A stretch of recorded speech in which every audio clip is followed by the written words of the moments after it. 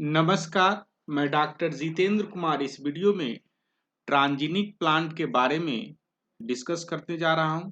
साथ साथ हम ये भी डिस्कस करेंगे कि अगर ट्रांजिनिक प्लांट अगर हम बनाते हैं तो उसका एनालिसिस हम लोग कैसे करते हैं और एनालिसिस करना क्यों महत्वपूर्ण होता है। साथ साथ हम देखेंगे कि CSIR नेट लाइफ साइंस 2020 में जो सवाल इससे संबंधित पूछे गए थे उसको भी हम लोग बिल्कुल सरल भाषा में डिस्कस करेंगे। तो आइए हम लोग वीडियो को देखते हैं और समझते हैं ट्रांजिनिक प्लांट और उसको कैसे एनालिसिस करते हैं, इस बात को हम लोग समझते हैं। तो सबसे पहला बात कि ट्रांजिनिक प्लांट कैसे बनते हैं और कहते किसको हैं, ये दो बात को हम लोग सीखते हैं। तो ट्रांजिनिक प्लांट कहने का मतलब क्या हुआ कि जैसे ही हम ट्रांजिनिक प्लांट कहते हैं तो मतलब क्या हुआ कि एक या more than one gene from दूसरे स्पीसीज से उसके जीनोम में डाला गया तो उसको हम लोग बोलेंगे कि ट्रांजिनिक प्लांट है। जैसे अगर मान लीजिए इसमें कि कोई प्लांट है या नॉर्मल प्लांट है और इसमें अगर आपने ऐसा जीन को एक्सप्रेस कर दिया, बाहर से एक्स जीन को एक्सप्रेस करा दिया जो एक्स प्रोटीन को बनाता है।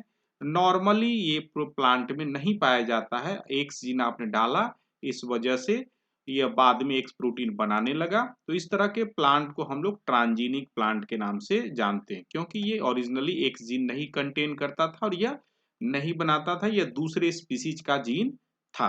तो इसको हम लोग ट्रांजिनिक प्लांट कहते हैं। अगला जो सवाल होता है कि ट्रांजिनिक प्लांट हम लोग बनाते कैसे हैं।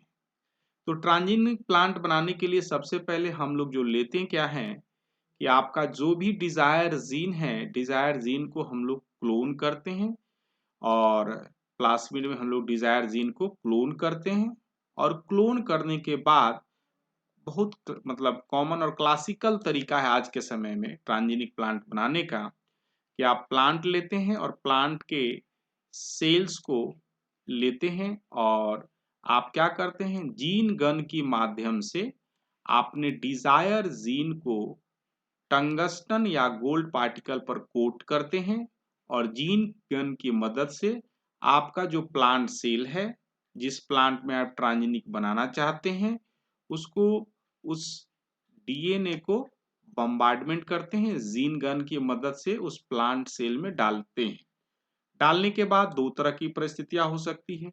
कुछ सेल में वो आपका डिजायर जीन जो फैक्टर के मदद से गया वो चला जाएगा, दूसरा नहीं जाएगा। जाने के बाद भी दो स्थितियां हो सकती है, या तो उसको स्टेबल रहे या स्टेबल न रहे।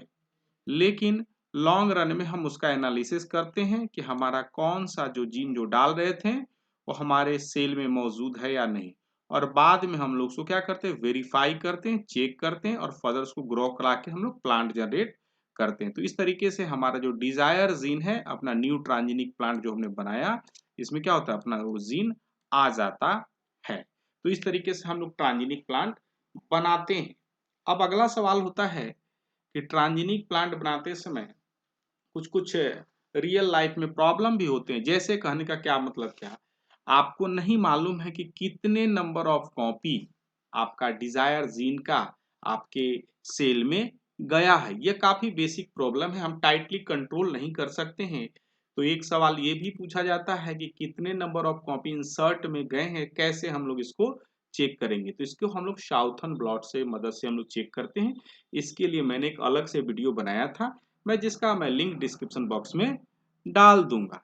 साथ ही साथ आप ट्रांजिनिक प्लांट के बारे में बेसिक इंफॉर्मेशन के बारे में भी मैंने एक अलग से वीडियो बनाया है, उसको भी मैं डाल दूंगा, जिसका लिंक आप डिस्क्रिप्शन बॉक्स में देख सकते हैं। तो हमने अभी तक सीखा क्या कि ट्रांजिनिक प्लांट कहते किसको है और बनाते कैसे।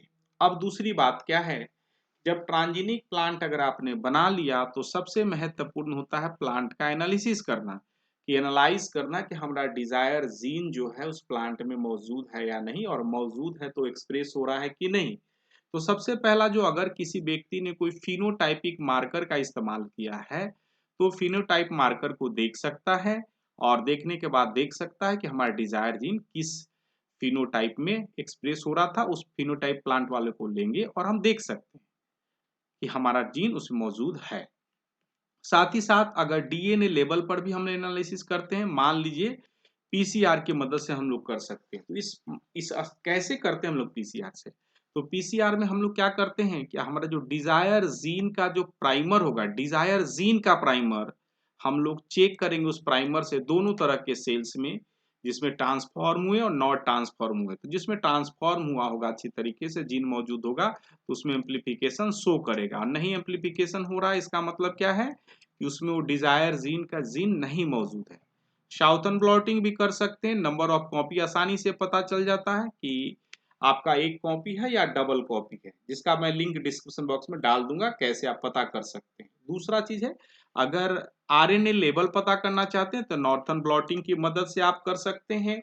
और सारे परिस्थितियों में सबसे महत्वपूर्ण क्या है कि आपका डिजायर प्रोटीन एक्सप्रेस होना चाहिए, जिसको हम लोग वेस्टर्न ब्लॉट की मदद से हम लोग पता कर सकते हैं, या इलाइसा की मदद से हम लोग पता कर सकते हैं। दोनों परिस्थितियों में आपको होना क्या चाहिए कि आपका डिजायर प्रोटीन का एंटीबॉडी होना चाहिए, तभी हम उस जीन का एक्सप्रेशन लेवल पता कर सकते हैं। और किसी भी ट्रांजिनिक प्लांट के लिए ये सबसे महत्वपूर्ण बात है कि प्रोटीन जो है एक्सप्रेस करे। अदरवाइज अगर डीएनए इंटीग्रेट कर ही गया तो कौन काम का है अगर प्रोटीन एक्सप्रेस ना करे तो सारे परिस्थितियों में डीएनए के साथ साथ प्रोटीन लेवल एक्सप्रेशन चेक करना भी काफी महत्वपूर्ण हो जाता है, ताकि हम लोग अपना डिजायर जो ट्रांजिनिक प्लांट का एक्सप्रेशन हम पा सकते हैं। तो ये प्रोटीन लेवल एक्सप्रेशन भी चेक करना काफी महत्वपूर्ण होता है। हम लोग आगे बढ़े इसके पहले मैं एक बात आपको बता देना चाहता हूं। अगर आप सीएसआई नेट लाइफ साइंस की तैयारी करते हैं या और भी कोई कॉम्पिटिटिव एग्जामिनेशन की तैयारी करते हैं तो आप हमारे यहाँ ऑनलाइन ऑफलाइन बैचेज ज्वाइन कर सकते हैं। और कोई भी विशेष जानकारी के लिए 6202692436 पर कंसल्ट कर सकते हैं। इसके पहले मैं अब और कुछ और बताना चाहता हूं। आइए हम लोग कुछ सवाल को देखते हैं जो सीएसआर नेट 2020 में पूछे गए थे। क्या पूछे गए थे देखिए, बड़ा सवाल काफी सिंपल था, आप बना सकते हैं इसको। Given below the few approach and technique use for the analysis of plants. तो आपको कौन कौन सा अप्रोच लगाना है एनालिसिस ऑफ प्लांट्स के लिए?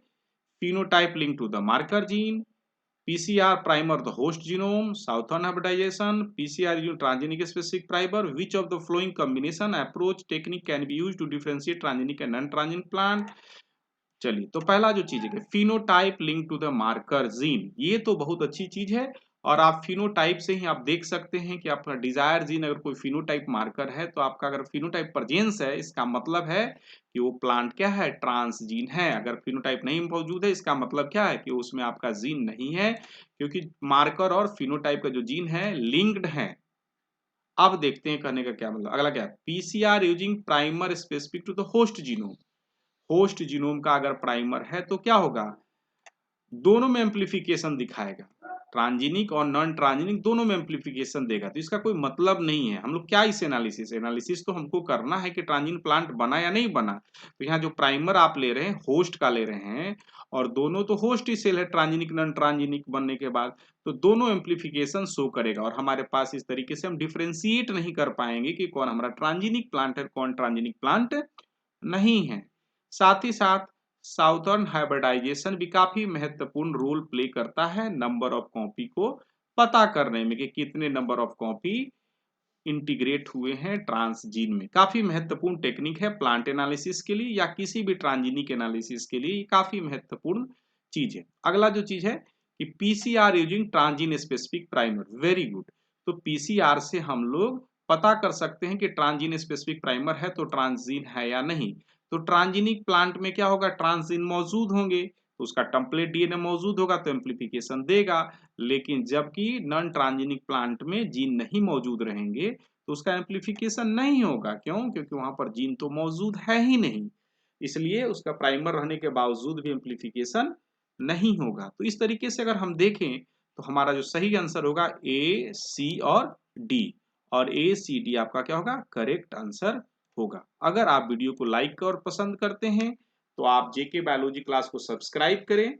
और मैं अक्सर जेके बायोलॉजी क्लास पर एक दो वीडियो अपलोड करता रहता हूं जो आपके बेसिक कॉन्सेप्ट को, अंडरस्टैंडिंग को काफी मजबूत करता है। और जेके बायोलॉजी क्लास पर बहुत सारे जो वीडियो है मौजूद हैं, आप चाहें तो उसको देख सकते हैं, लाइक कर सकते हैं, सब्सक्राइब कर सकते हैं। And thanks for watching the video. और अपना कमेंट बॉक्स में जरूर लिखें। ये हमें नए वीडियो बनाने के लिए इनकरेज करता है। Thanks once again.